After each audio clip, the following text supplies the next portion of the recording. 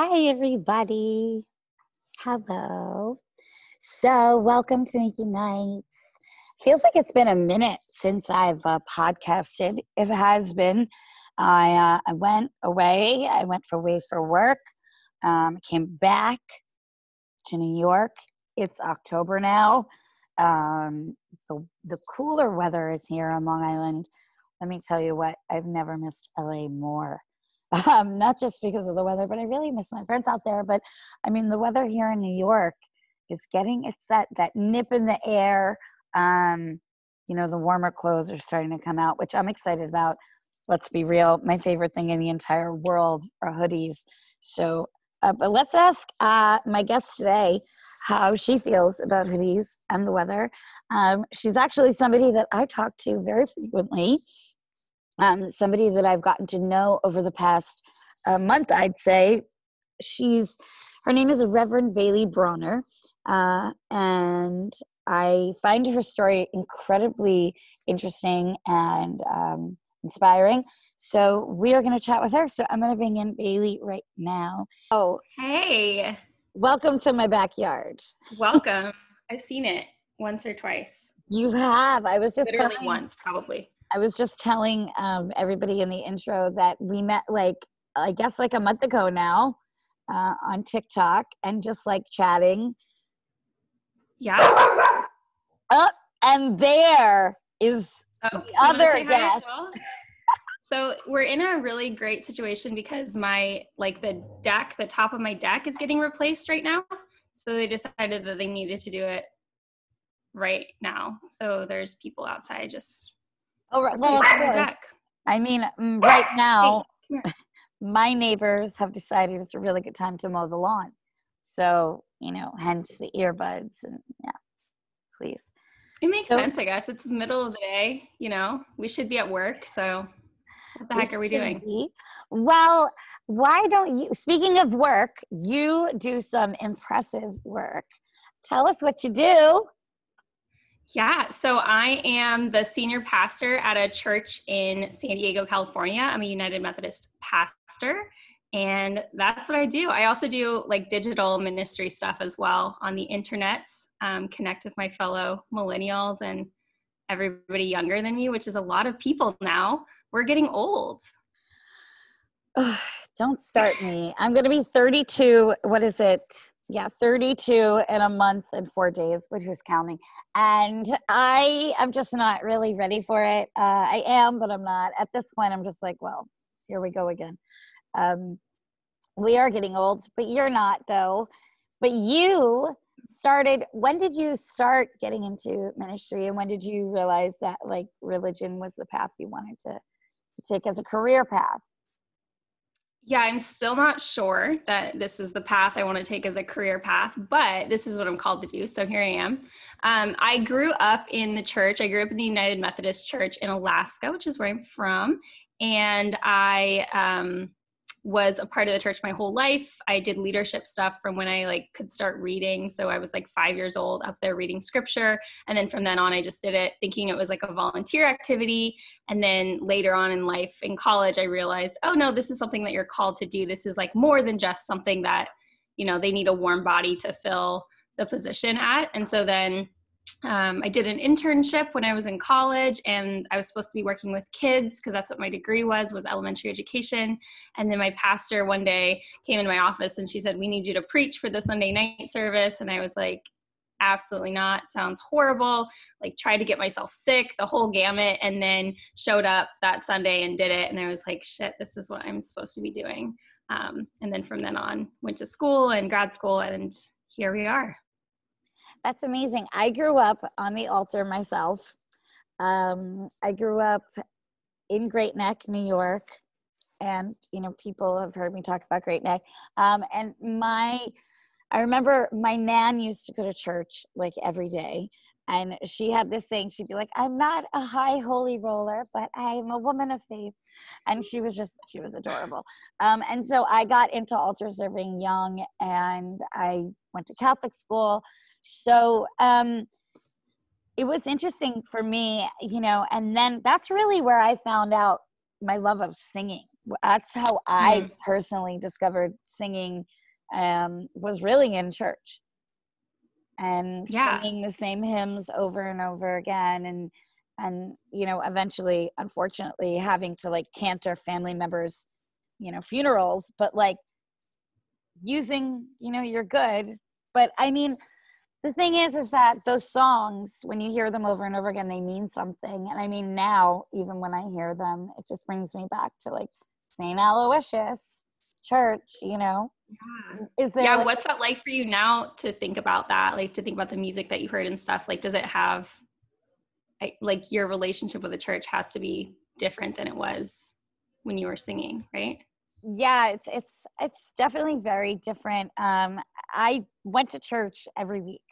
You know, if it wasn't in school, I would go, you know, as when I went to regular school after Catholic school, I would go to church every week, and then I would do Sunday school.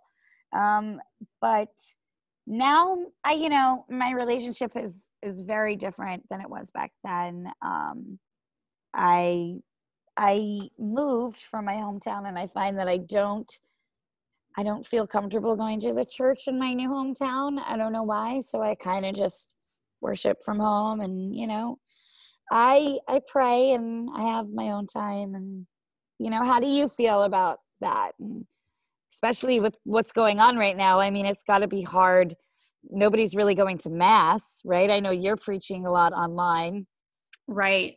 Yeah, it's weird with COVID things for sure. But I think that the internet has always been a place where I've been able to kind of be myself and kind of play that queer and Christian sort of like meet in the middle and like find acceptance in both lanes. Because in my church world, right, if I show up to the sanctuary and people are like, oh, you're queer, like that doesn't make sense to me. And then if I go to like the LGBT spaces in my community, they're like, oh, you're Christian and like also a pastor, like that's weird too. So the internet has kind of been able to be that middle ground for me for a while, even before I started at my church. And so it's kind of nice because this new space is forced on so many people who wouldn't have otherwise explored it, right? So like all my congregation members who are, you know, in their 50s or 60s or whatever, and have never had to log on to a Zoom meeting in order to take communion, now are like given that opportunity. And so it's really cool to see how those worlds kind of get to collide in this time. But I think just like church in general is a weird space too for me, because now it's my job. And so now the ways that I'm experiencing God are really different than a building, because when I'm in my sanctuary, I'm not worshiping. I mean, there's worshipful moments and I'm definitely like experiencing God, but it's not in the same way. I'm experiencing it because it's part of my job, and my job is to help create potential worshipful moments for other people and not necessarily for me. So I've had to do a lot of digging to find out like what my spiritual life looks like outside of my, you know, 9 to 5, not 9 to 5 job. Yeah, that has to be tough, you know, finding, you know, the balance. And I mean, I know I have had probably some of my greatest spiritual experiences probably outside of churches. You know what I mean? I've had some of the most intense moments I've had in recording studios, you know, moments that nobody knows about. So it's interesting how it all really, with me, it does go back to singing. But I had other hobbies growing up. I mean, you and I have spoken about them, but like, what were some of your hobbies growing up? Because I always think it's so interesting to find like what our hobbies were and then like what we're doing now, you know, and see how it correlates. So what were some of your hobbies growing up? Yeah, I was big into sports. I mean, in general, my parents raised me pretty well rounded. I had to try an activity before I said no, I wasn't doing it. But then I tended to draw myself towards things that I was good at naturally. And so sports was really the outlet for me. So I did golf. I golfed competitively from when I was like 7 or so, something like my dad and my thing that we did together. Then I got into volleyball when I was in middle school and kind of carried that through high school. When I was in high school, though, I was diagnosed with an autoimmune disease called lupus and some other connective tissue disorders as well. And so that really shifted my idea of hobbies into like I've had to like reevaluate my boundaries and say like, no, you can't do everything. Or like you sometimes have to settle for not being the best. Sometimes you have to like just enjoy what you're doing and not necessarily do it in order to like achieve this high level of success. And so that's still something that I'm wrestling with, but I definitely carried that from my childhood, from the hobbies I did as a child, through that experience and then into, you know, where I'm at now and still having to negotiate like my health and my boundaries as well. Yeah. And I mean, growing up for me, I fell into sports like early as well, softball. But then when I really started to discover my singing, that's when it was a very clear path, in my mind, at least. My dad was like, you should become a nurse. And I'm like, Dad, there are no singing nurses. Unless watch now, Ryan Murphy is going to create a series about singing nurses. Who knows? But, so it was very clear for me, but it's always interesting to see like what makes us us. And I think those experiences, there's a lot of focus that goes into golf. And that makes sense because I've seen personally, just talking to you and hearing how much you prepare for your sermons and what goes into it. And you work hard, and it's incredibly impressive because in today's day and age, to see a female preacher, but also who is part of the LGBT community, I have to tell you, it really, discovering you on TikTok, for me, kind of ignited something in my faith because, I had just come out this summer and, I've had this like thing with like, yes, I grew up very religious, not very religious, but religious. But I'm gay. So, I mean, what's some of the, other than hearing like me just say that now, but what are some of the things that you've heard from people, just about when they discover your page or when they hear you preach?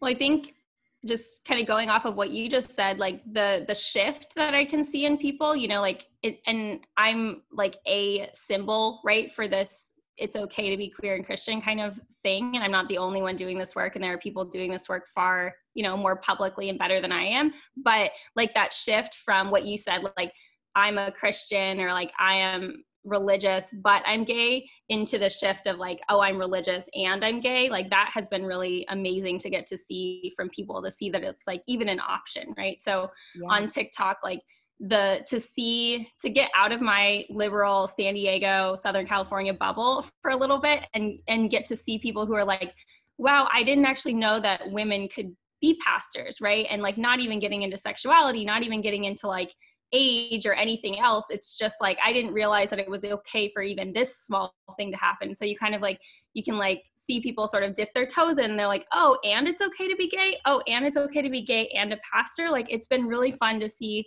kind of like people's progression and sort of see that like wide open glance type of reaction from folks to say like, I had no idea this was even possible.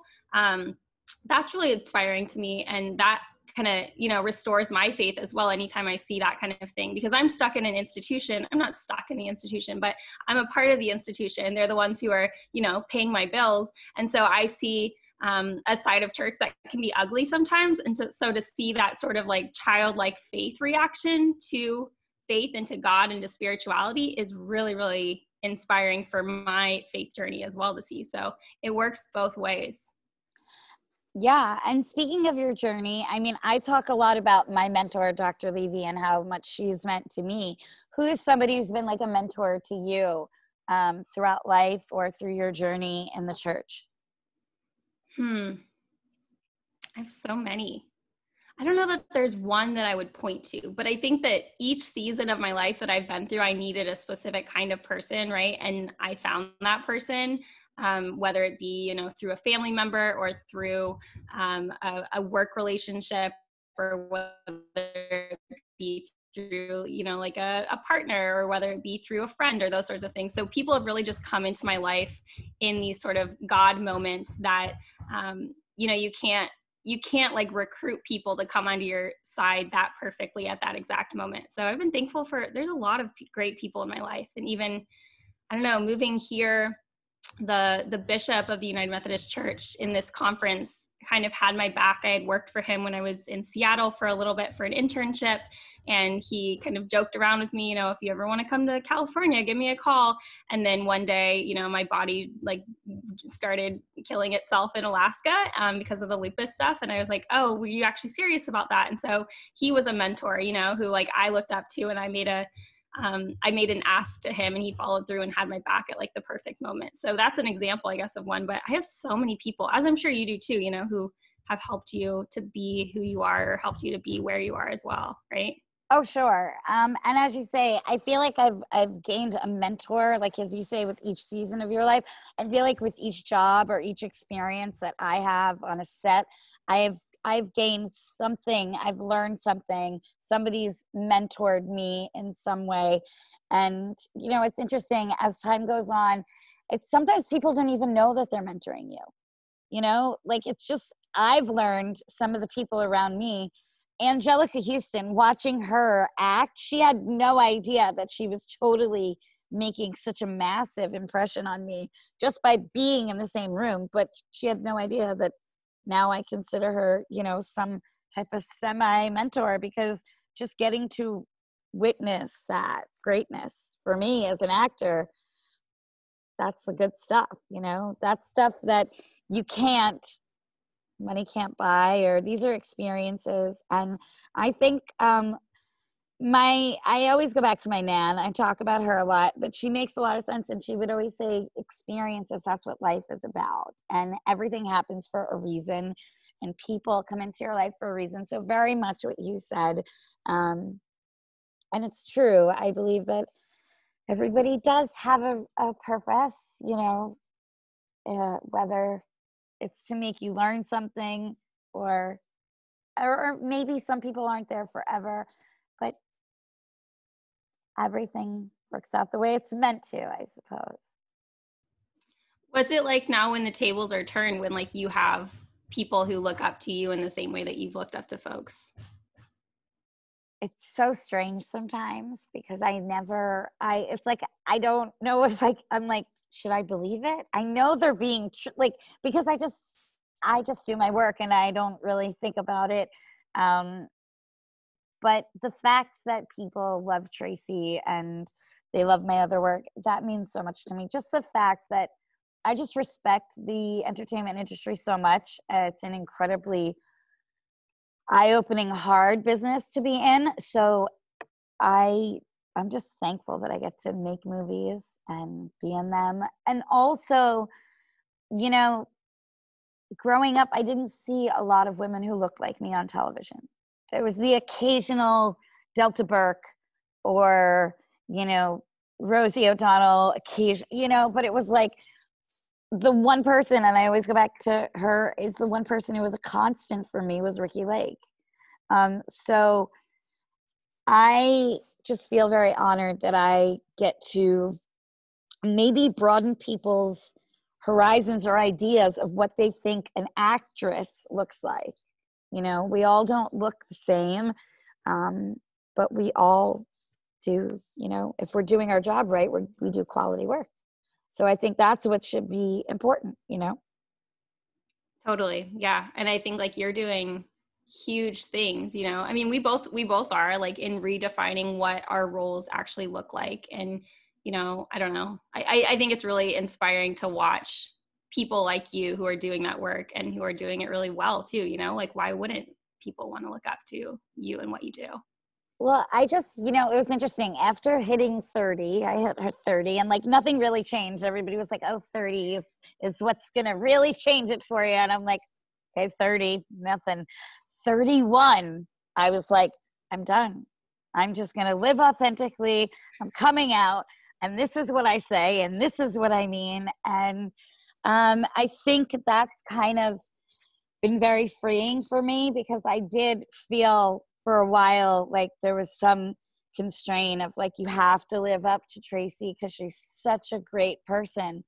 But then I think now people just being able to see that, hey, I'm just Nikki and I mess up. I'm not perfect, but I'm growing, as we all should be. And I think that's what's really cool about this whole time that's been going on with the quarantine, and I've just, I don't know, just decided to be myself. And I think that's one of the most hard things for people to do, but once you do it, it's incredibly rewarding.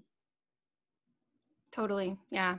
Well, and I mean, coming out obviously like kind of pushes you, pushes you past that point for sure. But like, I don't know, to have your like career, like that season of your career defining role be like blow up to that degree has to make it hard to now be like you as a human being and not just like you as the girl who played Tracy, right? Like was there like, was that a process to get to that point where you're able to be like, no, like I'm not that character, like I played that character?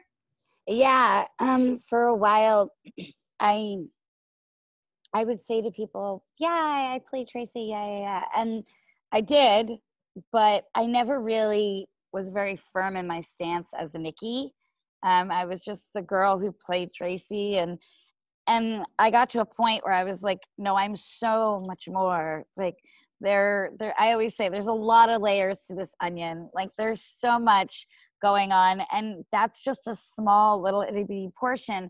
And if I would have just let myself continue to be the girl from Hairspray or the girl who played Tracy, then I would be doing total injustice to myself, because I deserve to have way more experience. I mean, Hairspray was the greatest blessing of my life, but now I deserve to experience things as a 31-year-old woman and live my life and, see what else life has in store. So I think, yeah, it's really been like the past year for me that things have kind of just said, like you said, once you come out, you can't go back.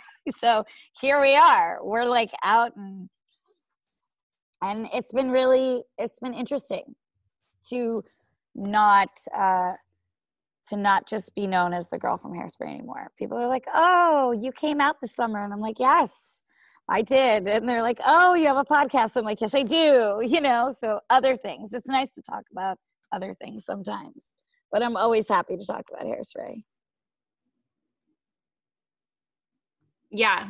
For better or for worse, you're like more, do you ever feel more diverse, and now you're more out there than ever before? Well, like I don't, sometimes I want to step out of it's hard, right? Like I can't take my face off. I can't. And, you go out, you have your collar, we can't really separate. Does that get tiring sometimes for you? Do people approach you, and how do you separate, like creating boundaries and setting certain boundaries and standards while you're out?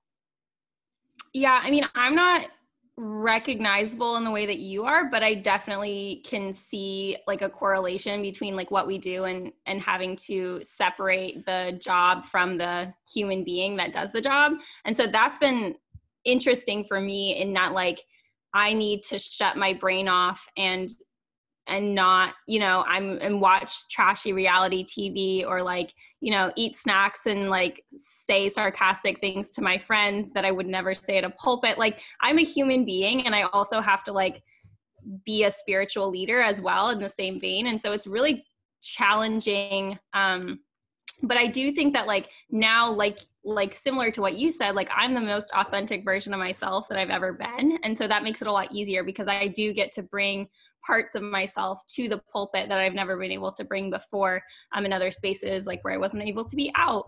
And I think I'm a much better pastor because I am out, and I'm also a much better, friend and partner and community member as well because of those things. And so I think something that's helped me is to pull the gifts out of why I'm good at my job and take those into like my personal life, right? So like I'm a really good listener, and that could seem like a pastoral care tool, which it is. And that's something that I do use when like people are having to talk to me about like their family members who are sick or who passed away in their lives or whatever the situation is.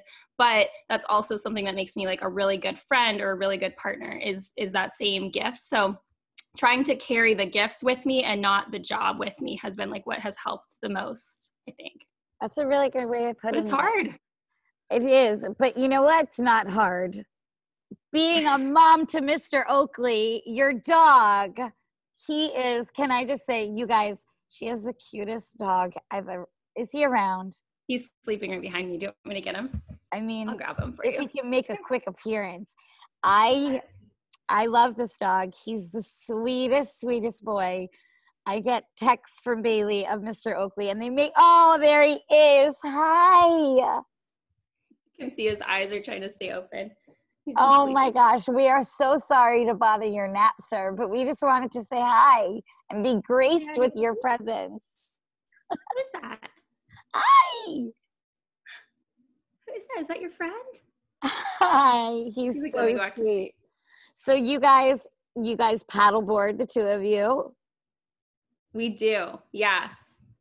What are some other fun things you guys get into in SoCal? Oh my gosh, we go on a lot of WALKs.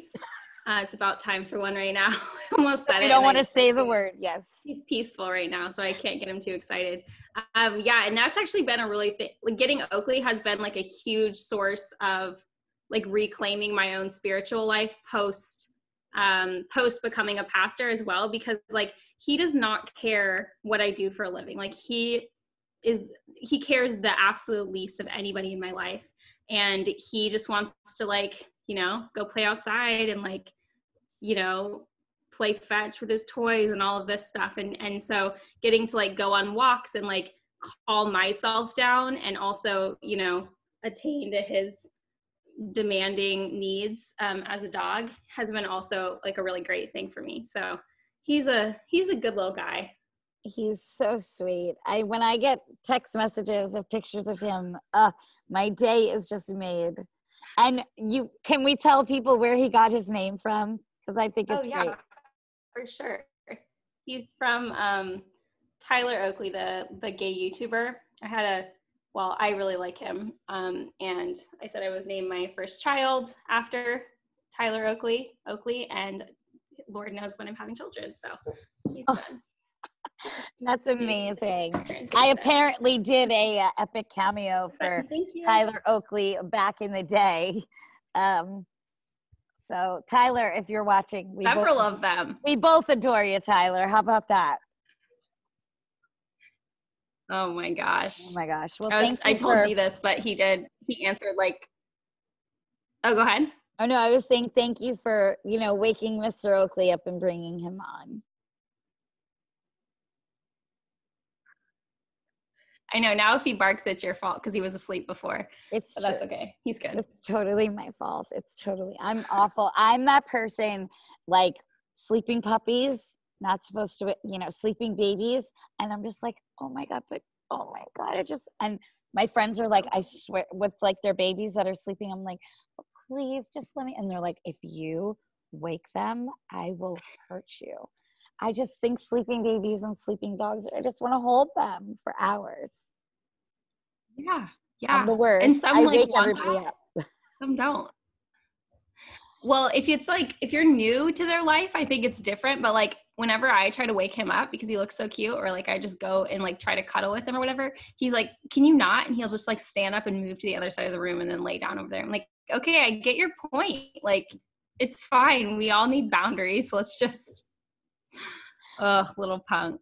I know. I used to have 2 pugs. They were my world. And I'm seriously thinking about, you know, in the future, getting another little buddy. You have to. Yeah, we'll see. We'll see what happens. But what is next for you? Where can we keep up with you?